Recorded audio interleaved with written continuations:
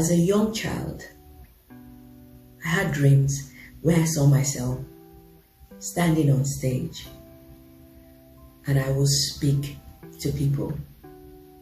It was funny at that time, and even to this present day, because I had issues with words and talking. I felt God had a sense of humor, taking me into the line of speaking and the line of writing for someone who had such a problem. And I think that's where we get God wrong.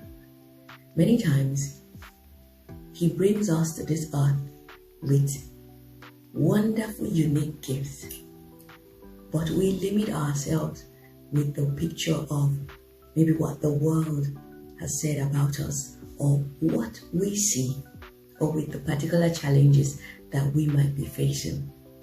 And we think, no, it's impossible.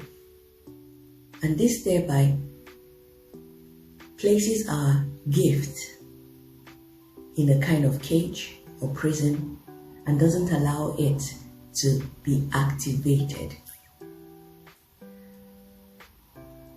And fast forward to 2018, I kept on having that dream. And then I knew that it was time for me to take a step.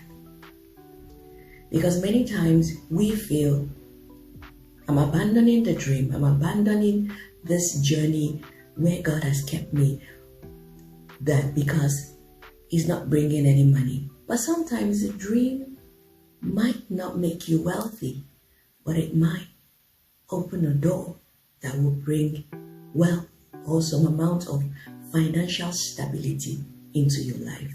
And the main aim is not just to make wealth, but to transform the lives that God has attached to you through your dream. But like I said, you have to take a step. If not, you will not be able to activate the dream and start your journey towards purpose.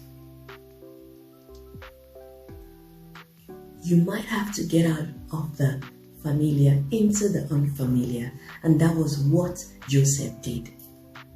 He was in the prison. Imagine a man who had been shown that people were going to serve him, and then he was in the prison. I don't know about you, but many times I wanted to give up on the dream because I found myself in certain circumstances that I felt that, God, is this it? Is this where you're calling me to? And why do I have to face so much conflict to get there? But I want you to remember something, that a child of destiny will face conflict because what you are carrying is so great that the enemy is scared of you unleashing that greatness that is in you, because it knows that you will lay a legacy in the lives of so many people around the world. Joseph took a step. He was in the prison. He was depressed. He was sad, but he took a step. And he told the butler, he said, remember me when you get out. It took time, but 2 years later, the butler remembered him. And that ushered Joseph into that season where his dreams were ignited. I don't know if you've given up on a dream. I don't know if you've given up and you're like, I'm abandoning it, or you have already abandoned it. Or perhaps you're still in a state of confusion, not knowing how to activate the dream.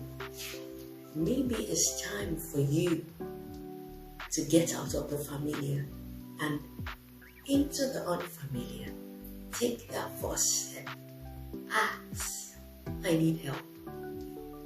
Start even without having any form of resources. If you have stage fright, get out of that stage fright.